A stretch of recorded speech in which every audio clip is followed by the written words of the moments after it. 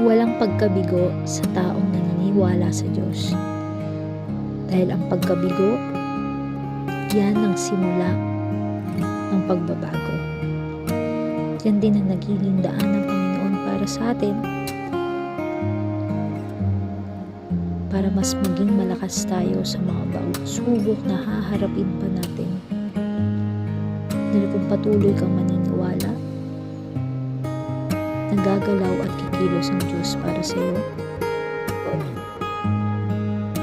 hindi mo iisipin ika'y nabigo. Ang iisipin mo, daan yan patungo sa totoong plano niya para sa iyo. Kaya magtiwala ka lang hanggang sa huli.